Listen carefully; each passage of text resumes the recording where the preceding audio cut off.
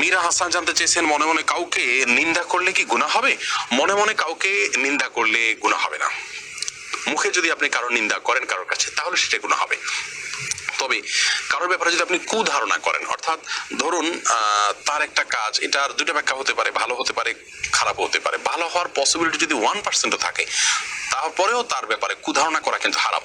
মনে মনে কুধারণা করলেও, আপনি মুখে কিছু বললেন না, মনে মনে খারাপ ধারণাটা খারাপ করলেন, এটাও কিন্তু গুনাহ। কিন্তু একটা মানুষ খারাপ কাজ করছে, চুরি করছে, আপনি দেখতে পেয়েছেন, তাহলে মনে মনে তাকে চোর মনে করলেন, এটাতে কোনো গুনাহ হবে না। মানুষের কাছে তার বদনামি করলে সেটা গুনাহ হবে, কিন্তু মনে মনে তার খারাপ দোষটার কথা কল্পনা করে ঘৃণা করলেন, এটাতে গুনাহ হবে না। এরপরে সাইদ জিহাদ আপনি জানতে চেয়েছেন, অনুমানের পরে কেউ মিথ্যা অপবাদ দিলে কি গুনাহ হবে? খুবই গুরুত্বপূর্ণ একটি প্রশ্ন করেছেন ভাই সাইদ। অনুমানের পরে কেউ যদি মিথ্যা ধারণা করেন কারোর প্রতি, এটি গুনাহ হবে, জঘন্য গুনাহ হবে। নবী করিম সাল্লাল্লাহু আলাইহি সাল্লাম বলেছেন, ইয়াকুম ওয়াজ্জান, তোমরা কুধারণা থেকে বেঁচে থাকবে, ফাইন্না যান্না আকযাবুল হাদিস, কারণ কুধারণা এটা সবচেয়ে বড় মিথ্যা, সবচেয়ে বড় মিথ্যা হলো কুধারণা। এবং আল্লাহ রাব্বুল আলামিন কোরআনে কারিমে বলেছেন যে ইজতানিবু কাসীরাম মিনায-যান, তোমরা অনেক ধারণা, অর্থাৎ মানুষের প্রতি বিরূপ ধারণা যেগুলো, খারাপ ধারণা যেগুলো, সেগুলো থেকে তোমরা বেঁচে থাকো। কারণ ইন্না বা'দায-যান্নি ইসম, কারণ কিছু ধারণা, অর্থাৎ যে ধারণাগুলো বিরূপ হয়ে থাকে মানুষের প্রতি, এগুলো গুনাহের কাজ, অপরাধের কাজ। কারোর ব্যাপারে সুধারণা করার কোনো যদি সুযোগ থাকে, 100%-এর ভিতরে 1% যদি সুযোগ থাকে, তাহলে তার প্রতি সুধারণা করতে হবে।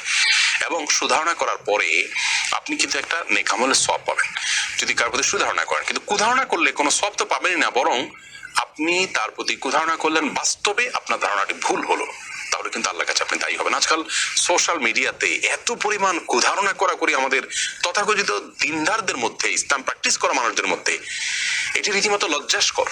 এটা হলো তাকওয়ার দুর্বলতার বিষয়। কারোর নিয়ত, কারোর অন্তরের বিষয়ে আপনি মন্তব্য করতে পারেন না যদি আপনি ন্যূনতম ইসলাম বুঝে থাকেন।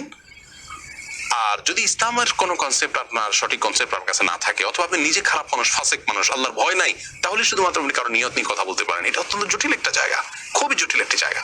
কারোর অন্তরে কি আছে, কি উদ্দেশ্যে করছে, এটা নিয়ে মন্তব্য কোনো মুসলমান করতে পারেন না। কিন্তু আজকাল সোশ্যাল মিডিয়াতে অহরহ আমরা এই কাজগুলো করছি, আবার নিজেদেরকে আমরা ইমানদার বা দিনদার দাবি করছি। এটা খুবই জঘন্য একটি বিষয়। আল্লাহ তাআলা আমাকেও, আপনাকেও, সবাইকে এগুলো থেকে বেঁচে থাকার তৌফিক দান করুন।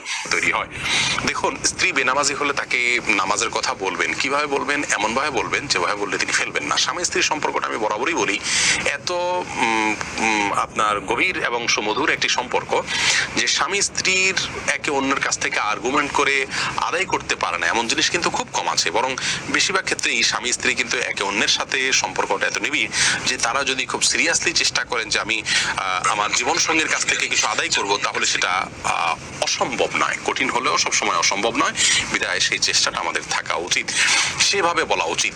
আপনি আপনার স্ত্রী যদি আগুনে ঝাঁপ দিতে যান, তাহলে আপনি তাকে বাধা দিতে গেলে, আপনার বাধা না শুনলে আপনি কি করেন?